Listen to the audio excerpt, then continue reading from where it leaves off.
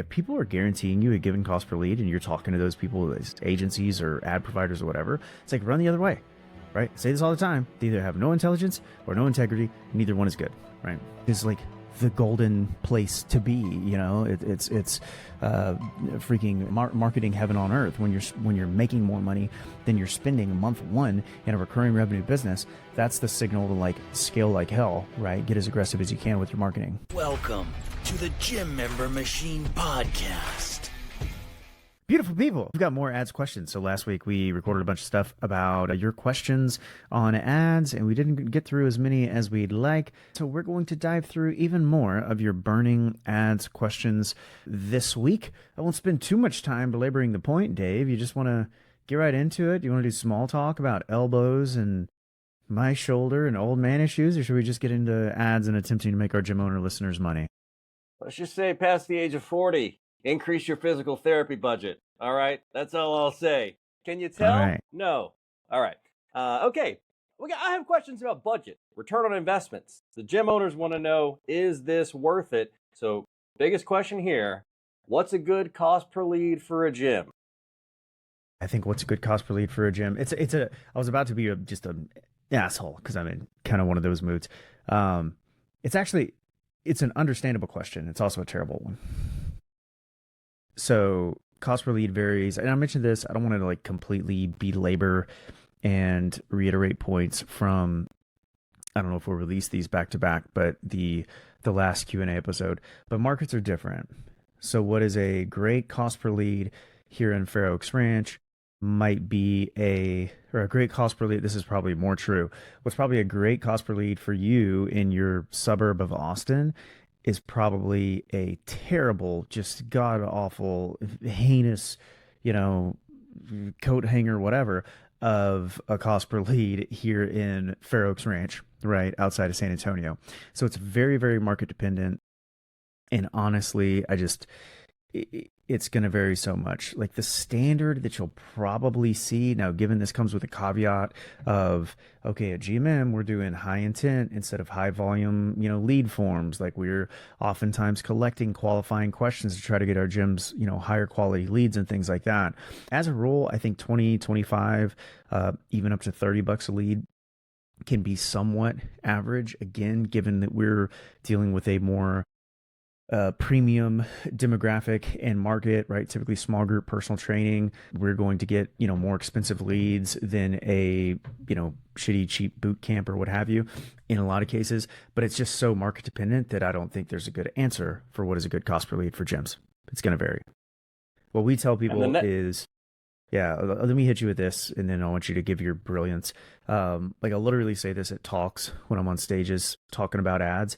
And it's like, I really can't promise you much of anything, right? I can't promise you a given cost per lead, number of leads, number of members, ROI, any of those fun things. But what we can promise you at GMM is we're going to give you the best inputs possible that give you the highest probability of achieving the outputs you're looking for.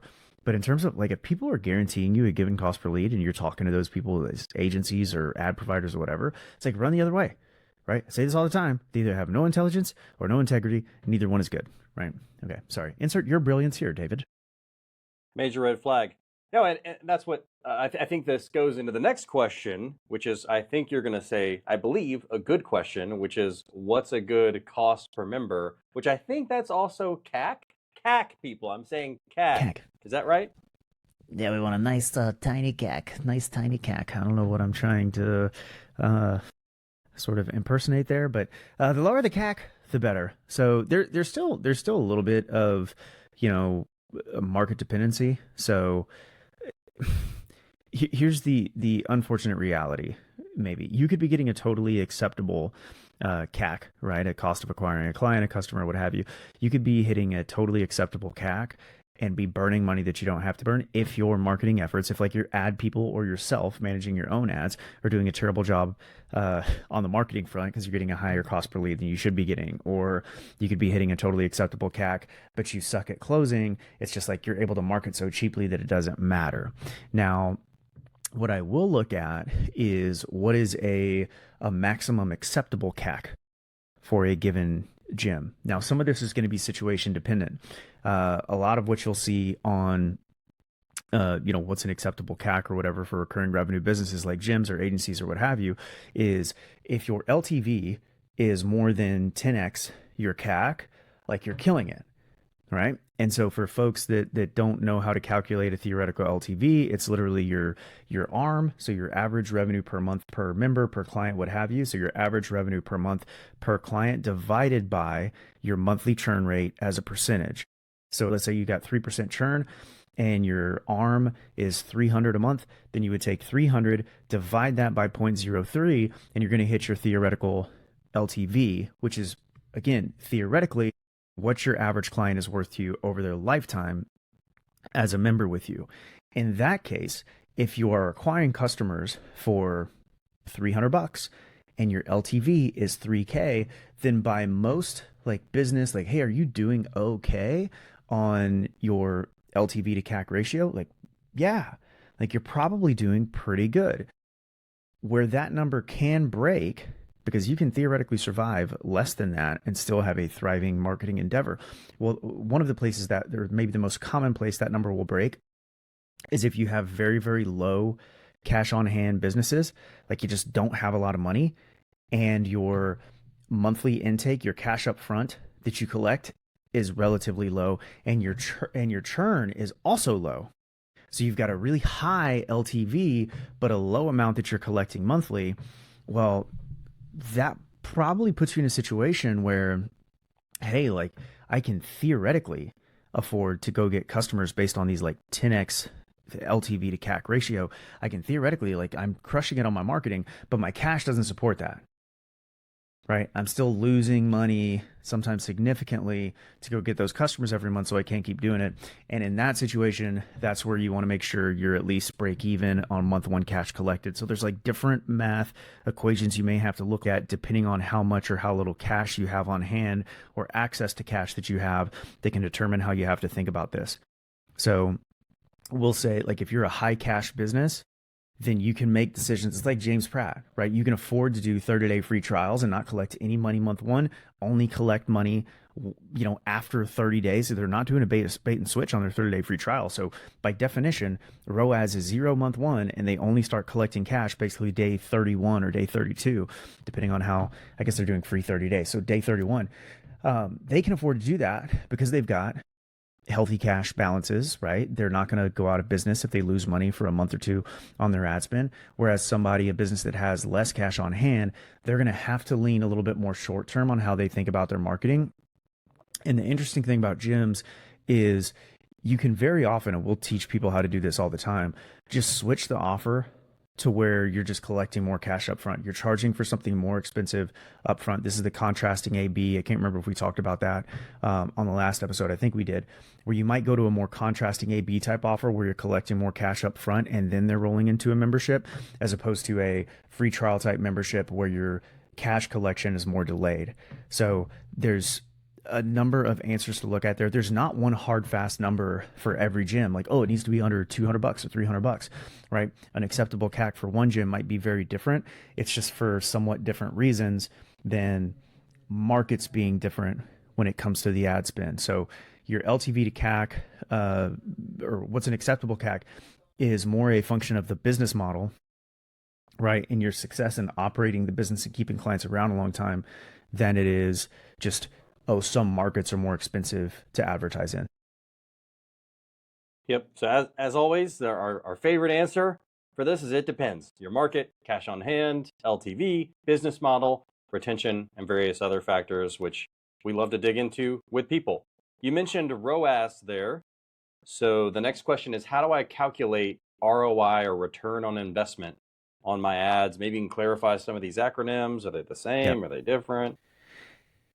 Yeah, I mean, like, you can get really into the weeds, like if you want to look up different actual definitions and things like that. I'll tell you what we use sort of day to day is you're going to look at it in really a couple different ways. So you can look at the theoretical lifetime return on your marketing endeavors. And if you're doing this just based on an individual marketing channel, which I honestly don't think is super fair or intelligent, I don't think it makes that much sense, just because if you're running ads, like if you're running good ads are the best front door. They're the best like exposure to new eyeballs in your market. And oftentimes folks that see the ads and get interested in the ads, they're not actually opting in on the ads. They're clicking around to your profiles. They're stalking you on Instagram. They're looking at, let me go check out the website now. Let me go to Google My Business and see if the location's close and convenient, check the reviews. And then maybe after going there, they're going to go to the website and opt in on the website, claim whatever offer you have on the website, right? And so like attribution, I think we've done videos on this already. Attribution is a lie these days, right? Like every lead that you see come in through your website didn't necessarily come in through your website. Every lead that you see that called in and said they found you on Google, a lot of times they found you on Google after seeing your ad and Googling you or whatever. Like, so attribution is not necessarily super effective. But if you were going to try to just look at channel by channel, you would say how much revenue came in from said channel, right? And then how much did we spend on said channel? And what I like to look at for most gyms is going to be 30 and 60-day cash collected cycles. And I'm also going to look at the theoretical LTV of those clients. So if you're, let's go back to the 300 a month people, right? If you're charging for your membership up front and they're paying for $300 a month, month one, and you spent $900 on ads, well, 3 members get you to cash flow neutral. 3 times 300 is 900. So you're neutral on your 30-day cash collected. That's a good number to know. We want to look at that, particularly if you're more cash strapped, right? Because if you're cash strapped and losing money month one, you might get in trouble a little faster than you'd like to. Are you going to be making money month 2? In theory, right? Based on your churn rate. And we've got calculators and everything else that'll like show people this stuff. But are you going to be able to make money month 2? Yes. Assuming that all 3 of those people don't cancel, like my goodness, like that'd be a ridiculously awful churn rate.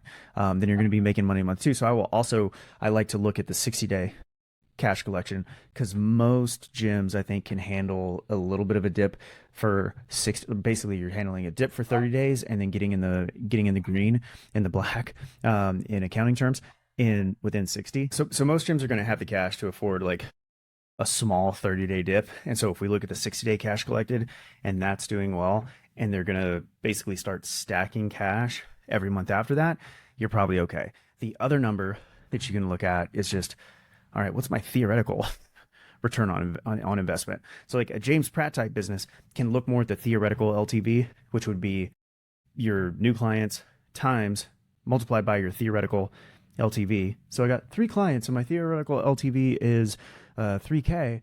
Great. Like I theoretically am going to make $9K from these advertising efforts this month.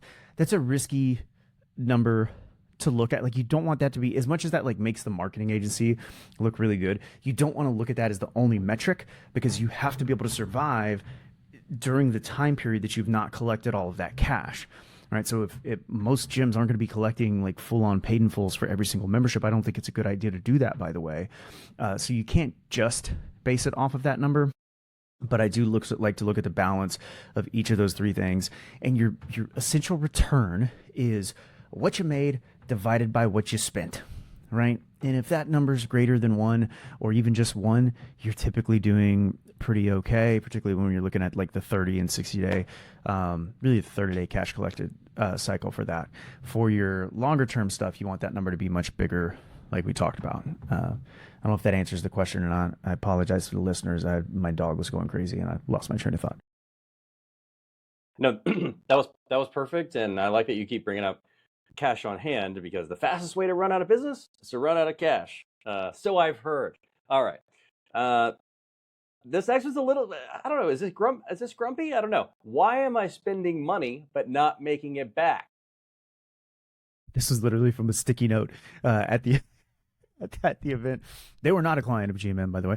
So why are you spending money and not making it back? Well, because you're not working with GMM, you dingus. That's why.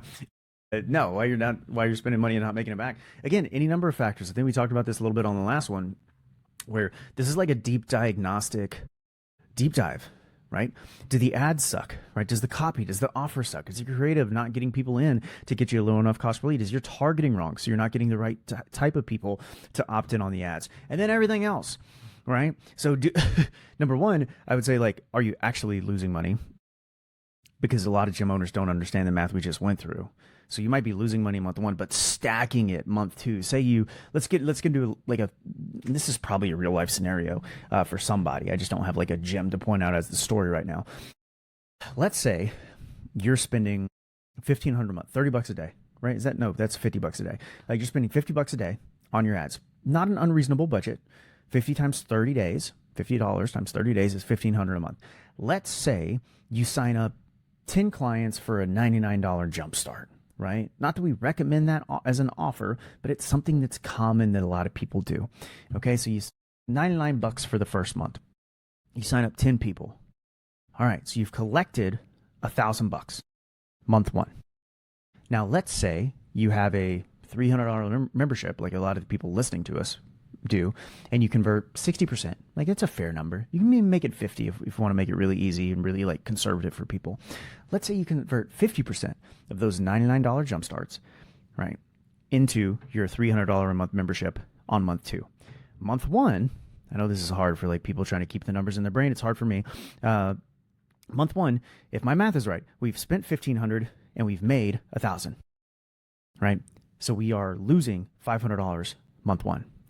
Month two, half of those people, half of those 10 that sign up for the Jumpstart convert into our membership, which is $300 a month. 5 times 300 sounds a lot like $1,500 for those members, right? Now we have 1,000 plus the 1,500 in cash collected over those first 60 days, right? And we're just looking at 60 days. We're not looking at the lifetime of those people as a client. You have spent, you spent $1,500 to acquire that $2,500. By month two, you're $1,000 in profit, and that should only stack, assuming those members stay around at your 4, 6, 8%, churn rate. Most of those people are probably going to stay around for a really long time, and so that cash just continues to stack. Now, where that would break is if, I spent another $1,500 the next month and I got 0 people or whatever it is. Like, yeah, like now you're starting to hurt a little bit. But I mean, the first question, why am I spending money not making it back? Are you really not making it back would be the first question. And if you're actually not, then we get into the big diagnostic thing where it's like, the ads, the creative, the copy, the targeting, the follow-up process, right? Do our conversations suck when we actually get people on the phone? Do our conversations suck? Like, are people not showing up for appointments? Do we have a no-show issue? Do we have a closing issue where when people do show up, we're not selling at a high enough rate? Do we need to change the price? So if you're in a cash strap situation and you're spending $1,500 a month on ads, and you're selling a $99 jumpstart, like it could be just as simple as like, wait, let's flip the offer to charge more up front. Maybe you don't have the skill for that. Great. Like we can help you. You're listening to all the shit that we've given you on this stuff. And then all of a sudden, if you're collecting $300 or $500 or $600 month one on those same 10 people, you're making money hand over fist, even month one, right? Even within that first 30-day cycle, which is like the golden place to be. It's freaking heaven on marketing, heaven on earth. When you're making more money than you're spending month one in a recurring revenue business, that's the signal to like scale like hell, right? Get as aggressive as you can with your marketing. So again, deeper question. Did that answer it potentially? Yeah. And, as I always say, which I'm making this up right now, the most dangerous 6 words in marketing, I feel like it's not working, right? No. Huh? Okay. Yeah, it's so like the most dangerous 3 words would be I feel like, yes, and then insert whatever the hell you want to afterwards. Yeah, particularly in marketing. Yeah. Cool. So what else? What's next? Should I increase my ad budget or fix something first? It kind of depends on the last question, right? So if you're totally cool with your return on your marketing efforts, with whatever cash situation you're sitting in. So if you need like a really good 30-day cash collection cycle, right, a good 30-day return to be able to feel like you're comfortable in making money, then if you're cash flow positive day 30 on your marketing efforts for that month, then yes, you should attempt to scale things up. I think there's always room for improving your different areas of the funnel and analyzing, okay, do I have a show rate problem? Is my closing rate lower than it needs to be? What have you? But if you are cash flow positive, dude, this is like the freaking oil business, right? When the market's high, drill, baby, drill, right? Because you never know when the floor is going to come out and whatever else, right? Like, so I grew up in South Texas where I see this shit happen all the time, where it's like, in the boom times, it's like everyone's there. There's all the jobs. There's traffic everywhere. The hotels are full and everything else. And then, when it gets into a freaking whatever oil recession, prices get low, then it's like a freaking ghost town. And I always and GR, remember, you also know a thing or two about the floor falling out from under you, right? Given your childhood experience. Yeah. We can tell the double wide, my best friend falling through the floor and like the particle board floor at another time. That's funny. Yeah, it's like I think I told this story with my first business, right? Where I was in a mastermind and I was spending more than anyone else in the mastermind on ads. And I was not like big time in the mastermind at that point, but I was spending $3K a month, $3K a month on ads. This is back in like probably 2015. And everyone else was like, I'm spending $200 a month. I'm really nervous. And I got up to $3K. It was like, yeah, I understand marketing. I understand math. And looking back now, I'm like, gosh, I wish I would have found a way to spend 10K on marketing, because it never got easier than it did then at $3K a month, right? The returns never got better than they were at that point. So if you are cash flow positive, particularly on that first 30-day cash collection cycle, then I want you trying to scale up, again, intelligently, right? You don't want to break your freaking business. And there's ways you can go wrong with scaling budgets and things like that. But I want to get as aggressive as we can, particularly if you're in a situation where you are cash flow positive in that first 30 days, get after it.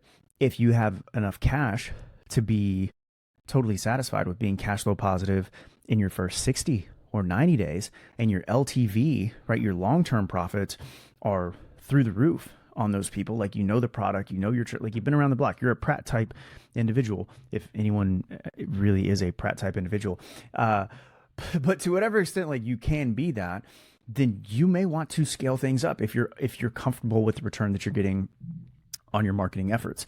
If you're not seeing those returns, then yeah, you need to be fixing things. But I don't know if that answers the question or not. Yep. And two things are always true. The cost of eyeballs is like the stock market. It's always going to go up. Number two, he who can spend the most to acquire a customer wins. So at some point, I'm just going to be nothing but quotes. Nothing but bangers. I like the Pratt type individual acronym. That could potentially be our Instagram that we steal his stuff and start. You're clip farming right now is what you're doing. Our certification that we do. All right, I'm cutting all this. Okay, next question is, you've been speaking about some acronyms, some of these numbers, but just the big picture, what metrics matter most for gym ads specifically? Yeah, I mean, I'd say your cash on cash return is probably the number one metric. I think your ROI, your ROAS, whatever, like whichever one of those, or I shouldn't say which one of those, like maybe you have multiple, but if you're tracking your outbound ad spend and you're tracking the new customers that you're getting every month and you're positive on that, right? Like you are making more money than you're spending. That's the most important metric. Your second most important metric, I shouldn't say second most important metric, but because that's kind of the king of the whole thing, realistically, is what is the return, right? Like that's it. If you just know that, you're doing okay. Now, if you want to get into like the actual ad idiosyncrasies and whatever, for the most part, what most gyms are going to look at is cost per lead. That's still the number one metric when it comes to actually managing your ads. We have, like, our media buying team has other things that we'll look at: lead form submission rate and Like if something's not working, we might look at a click-through rate on a given creative and see, if there's a big difference between that and the stuff that's working better or whatever. But for the most part, like, we still make the lion's share of our decisions just on the ad front on cost per lead, because most of there's fancy tracking softwares that will allow you to see, oh, we got X number of customers that actually bought through clicking this specific ad. In most gyms, it doesn't make sense to do that. It's cost prohibitive. It's most useful for things where you're targeting national or international audiences, like really, really big audiences. Gyms you're targeting is limited to maybe 7-mile or 10-mile radius tops if you're in like a really rural type area, and you've got a target age range and everything else. It's like your audience is sort of already set. And so for the most part, you're just going to be looking at cost per lead on the ad front. But when it comes to the decision-making side, like I'm looking at the metrics we already talked about, like 30, 60 day, and then theoretical lifetime return on those advertising efforts. We want to bring CAC down as low as we possibly can, bring that LTV as high as we possibly can. If we successfully do those things, you're probably going to be okay.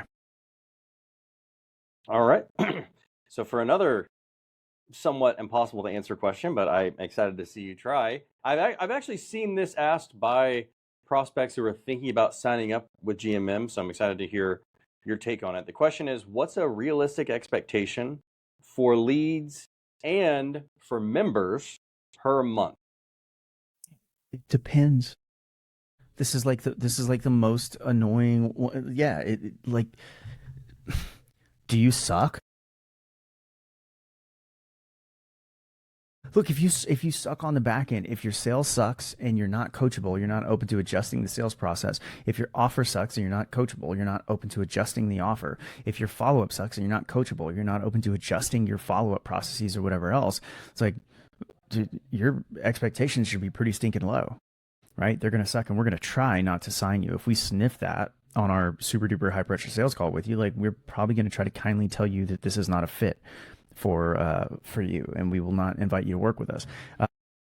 In terms of the rest of it, dude, like, so what's your budget, right? We don't know what your cost per lead is going to be in your given market unless we've played in that market before, which we can say more often now. But, you know, if it's been a few years since we played in that market, like, you just don't know. If it's a completely different model, then you just don't know what the cost per lead is going to be. So again, I go back to the same thing.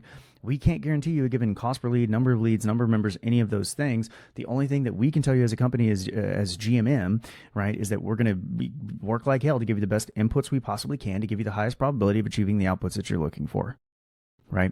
What most gyms will tend to see, and again, this is like, it's such a shitty answer. I hate saying it because it is so variable. And if the gyms, we're not talking to gyms, we're talking to a singular gym owner on the other side, right?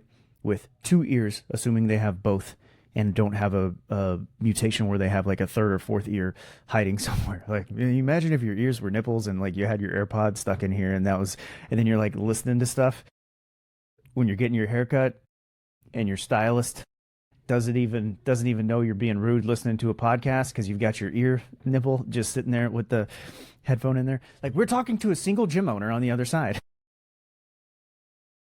And so the single gym owner on the other side is going to hear this and be like, oh, you said XYZ is what I should expect. And if they happen to be, that individual happens to be in one of these markets where it's really expensive or really competitive or whatever it is, and the numbers are outside of the range, then I have now set an expectation that they may not be able to reasonably achieve, which makes me look like a shithead. I don't want to be a shithead. I want to be a shithead in other ways, like with coming up with ideas like ear nipples. Patent pending. It's going to vary depending on the budget. If you go full on, like, just true averages across the board, man, you're probably looking at a $20, $25, $30 cost per lead is typically a safe estimate for people. It depends on all these different levers that you decide, that we decide collectively whether or not you want to pull them. It's going to vary based on your budget, because if you're spending $60 a day, you're often going to get more leads than if you're spending $30 a day. But let's say you're at a $30 a day budget, that's going to be a lead a day, sometimes two, for most gyms, right? You hopefully convert a reasonable percentage of those people into members on cold traffic.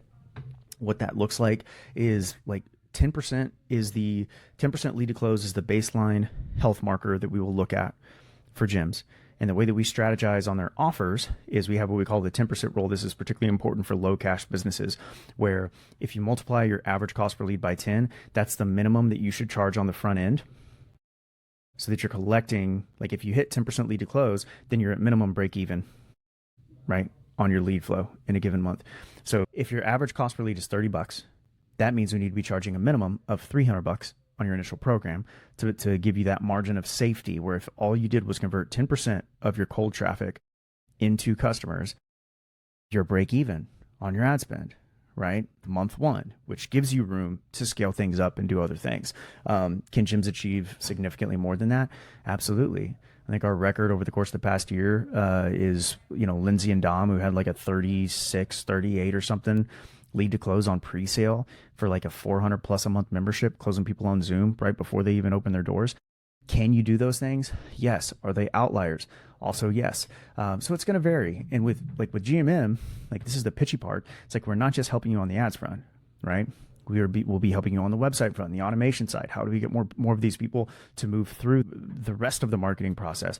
Reactivations, right? You've got cold, dead names on your list that you haven't reached out to in a year. Like, great, we'll strategize reactivations for you so that you can get more members from these other scenarios as well. Referral playbooks. How do we turn these new clients that are coming in from paid traffic and help turn them into more referrals so that 1 + 1 = 3, right? Like, there's any number of additional factors, but I can't give you a solid like, oh, you're gonna get this many clients, like, for sure. On average, it doesn't work that way. All right, awesome. Regarding targeting, when I'm looking to target for my ads, should I target specific interests or go broad? How does that work? Yeah, we'll typically start people with broad interests. Have kind of made a little bit of a comeback lately, particularly if you're trying to filter for lead quality. There's some different tricks you can do to try to get engaged shoppers, try to get people with fitness interests, things like that. So we're typically testing multiple audiences at the same time for our gyms at this point that we're working with. If you're going to try to do it on your own, my recommendation is to always start with age, location, and gender. Right, within your demographic area. Don't do any of the AI, like advantage this or advantage that. Like, those things tend to be trash. You're going to get leads from, like even if you have your targeting set perfectly, you're still going to get leads that aren't from in your area. Like, it's just the way Facebook works, right? When I moved from Minnesota back to Texas, like, I was getting ads for shit in Minnesota. This was like years after I had left. Like, Facebook's targeting is not perfect. They've removed some features like targeting people that live in a given area that leave you open to having, if someone's just like driving through, they might see your ad if they're in the appropriate age range, gender, whatever. Even though they're not necessarily going to be a good candidate for being a member of the gym. That's just the way it works now, right? It's just a part of what you're going to have to deal with when you're working with Meta. Is it still the most consistent, particular, reliable way to grow your business and get new customers? Yes. Does it have annoyances that come along with it? Also, yes. So targeting, typically start, like I said, with no interest, age, location, gender, and then you can add and layer in additional tests from there. This is the $1 million question. How do I target people who actually want personal training, not just tire kickers who want cheap gym memberships? Yeah, a lot of that's going to come down to the copy and the creative that you put together. So your messaging is going to do more of a job of filtering out your less qualified leads than your targeting will on Facebook, just because Facebook targeting is not typically that great. Now, you can add additional, like I said, if you want to start to try to add interests like income or engaged shoppers or things like that, like, you can attempt to try to do that. And in some markets, it can work better than just leaving the targeting broad and open, but it's simply going to come down to the messaging. And to go along with that, can I target people based on income?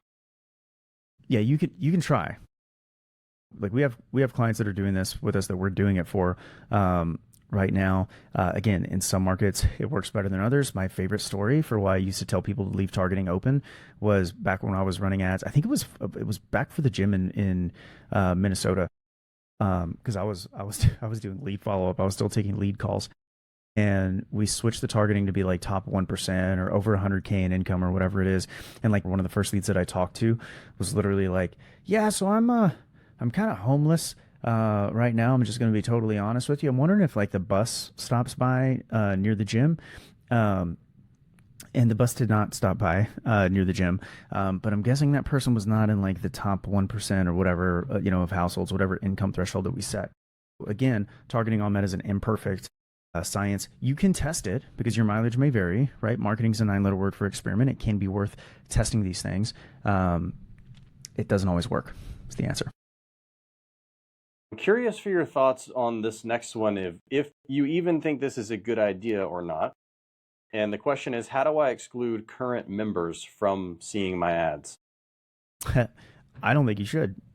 Your current members, if they see, look, your current members seeing your ads is a great excuse, number one, to get increased engagement, right? So like, we have clients that will go in on our ads for GM and be like, they're the best people ever, whatever else. Like, why would I want them to not see my ads?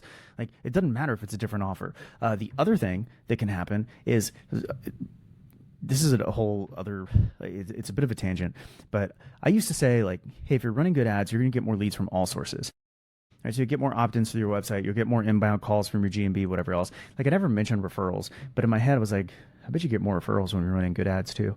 And then finally, Paul Lapine, right? Legendary testimonial, just opened his second location. He's crushing it completely after being like 2 to 4K a month and working a full-time teaching job. Now he's got 2 locations. He doesn't even go into the first one. Like, he's like living dream life stuff, right? He finally admitted on a coaching, he's like, I can't do his like awesome Brooklyn accent, but he's like, I got a referral because of an ad, right? Because a member saw an ad. And my story for this is like, picture your client's out at girls' night with some girlfriends. Okay. She goes to the bathroom. What does every single human these days do when they sit on the pot? They pull out their freaking computer in their pocket and they start scrolling social media, right? So she's scrolling social media and she sees an ad for Lapine Fitness in this case. And she's like, oh shit, I've been meaning to tell my girlfriends about Lapine Fitness. Now I got the, let me put my phone up and wash my hands and and probably catch norovirus from playing with my phone after I touch the entire stall and everything else. And then go tell my girlfriends about Lapine Fitness and give these guys some referrals. Yeah, I wouldn't exclude members from your ads at all, personally. All right. Last question is, should I target men and women separately? Only if you want better results.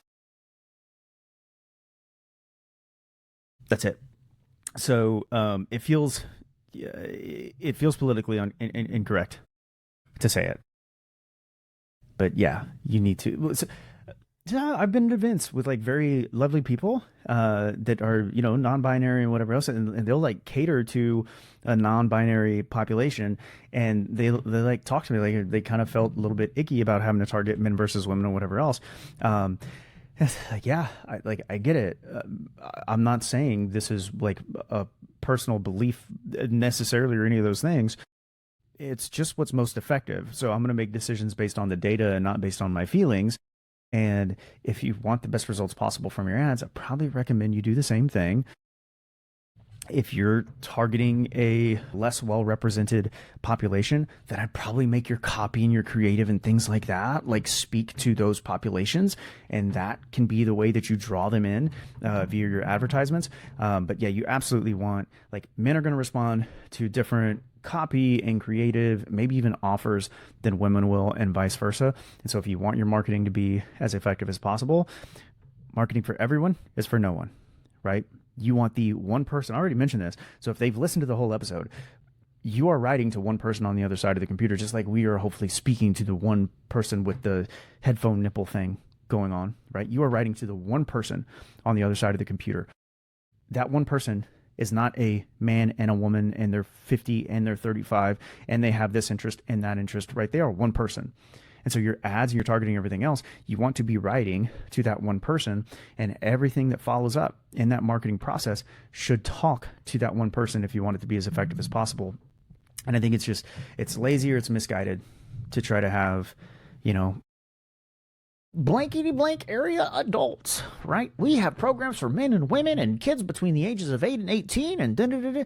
Like, you're just going to get nobody when you run marketing like that, as opposed to, you know, busy women over 40, whatever the fuck, right? Here's pain points that speak directly to what you're experiencing. Messaging that speaks to whatever, exactly what you want to experience, and so on and so forth. And then everything in the follow-up process matches that. Like, you're going to have a lot better conversion going that way. Love it. All right. Nailed it. If you check the timestamps below, you'll see the questions listed out. GR, anything else? I think that's it. Like, subscribe if you want to see more of this stuff. I think we'll probably do 1 or 2 more episodes of these questions because we still got a bunch that are lining up. If you have more and you want to be featured on the next episode, DM at GymMemberMachine on Instagram, and we'll see if we can't answer your question. We appreciate the hell out of you guys for listening. Love, hugs. Talk soon.